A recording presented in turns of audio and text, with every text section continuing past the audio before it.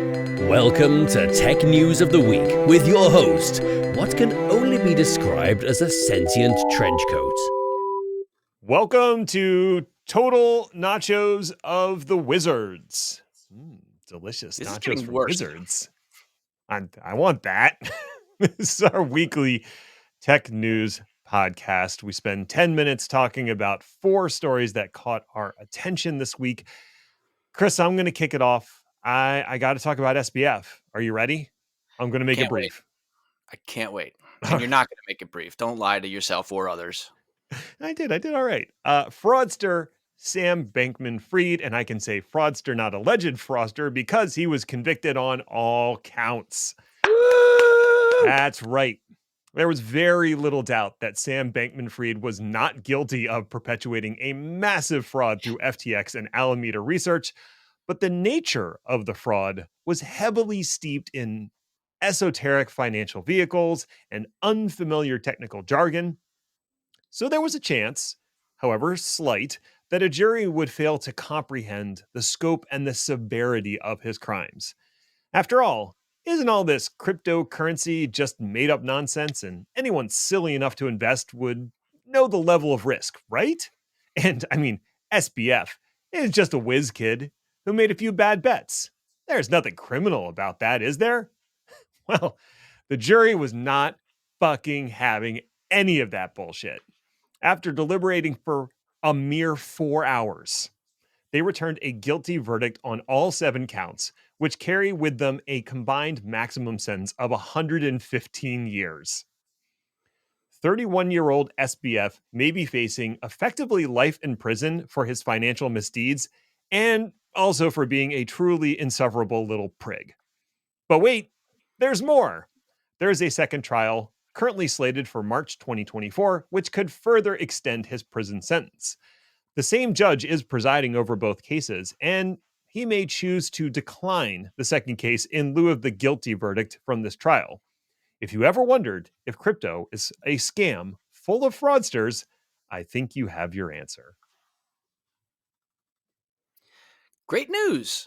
Nuclear fusion is just 15 years away. Again. Stop me if you've heard this one before. A brand new technology has been in the works that promises to make sustainable nuclear fusion a reality. It's been promising in testing and continues to make progress. So much so that the scientists in question have a, quote, solid plan of having it actionable in as little as 15 years-ish. Yep. Now, to be fair, the joke that I just appropriated is usually told about cold fusion. Right. While the progress that I mocked is legitimate science around the regular kind of hot fusion. Mm-hmm. Hot enough. Anyway, Japan's JT-60SA fusion reactor is actually planned for scientific study of fusion and uses magnetic fields from superconducting coils to contain a cloud of absurdly hot plasma to experiment with various ways to potentially initiate fusion and produce net positive energy. How hot, you may ask? The 4-story high machine is designed to hold plasma heated to 200 million degrees Celsius for about 100 seconds. That's a pretty long time. I assume they didn't go for the whole 2 minutes because of something to do with the metric system. I didn't really look into it. But there are parallel efforts going on in Europe. Japan hopes that this research enables them to have a full-scale proof-of-concept fusion reactor, hilariously acronymed DEMO, online by 2050. Oh, that's the thing. Like, there are so many fusion projects out there that have actually achieved fusion. That's not the problem.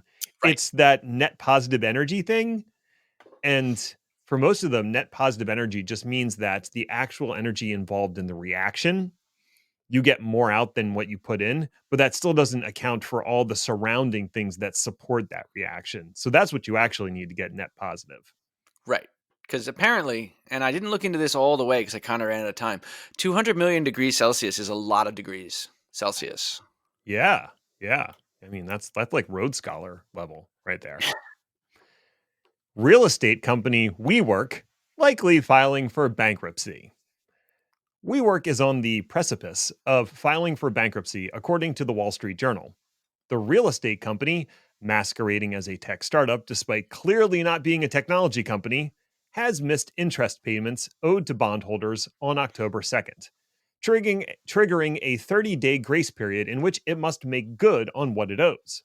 Remember, bonds are supposed to be a guaranteed investment for the holders. So when the issuer of bonds fails to make payments, it results in a default and often a bankruptcy or forced liquidation of assets.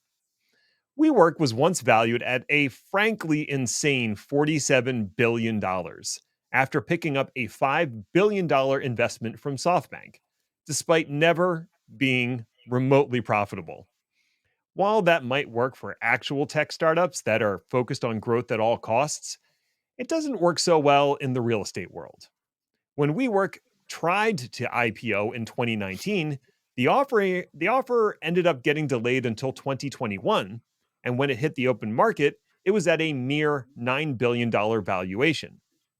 Since that time, the market cap of the company has continued to drop with a current market cap of $44 million. There is every reason to believe that a bankruptcy filing will come in the next week or so, and the vultures can descend to pick apart the corpse of the once bloated WeWork whale. They're not going to find much. Just Sad. what's even sadder is that Adam Newman has a new company and Andreessen Horowitz has invested in it. And I'm like, did you learn nothing?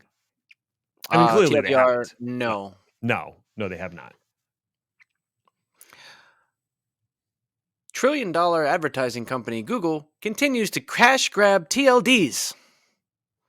This time, .ing. Ugh. We laughed when they released .zip. We cried when they released .move. Now I think a facepalm is really the only acceptable response to .ing becoming a th.ing. See what I did there? I see, yes. th.ing, incidentally, has already been parked by some useless opportunist and is currently being offered at the low price of $37,500. That's the world we're living in because of Google. Thanks, guys. Yay. I do not think that I've been shy about my distaste for these idiotic vanity URLs, and I am absolutely looking at askance at Google for releasing more and more and more of them. Mm-hmm. The question, dear viewer, has to be asked, will it ever be enough money for these greedy sociopaths? And the answer, of course, is no. No.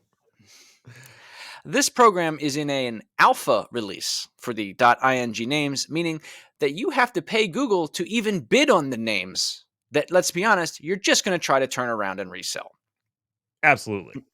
Now, mind you, every time some stupid new TLD becomes available, tens of thousands of companies are forced to play defense and either buy up brand adjacent or brand mockery sounding names. It annoys me to no end that this is a thing. Yep. And I'm annoyed, I guess, that it's profitable and is going to continue to be a thing. Annoyed.er, by the way, is not available, as .er is not a valid TLD yet. Neither is .cow yet. But at this rate, I hold out hope. I really do. All right, that's it. We're all done. Go away now. Bye.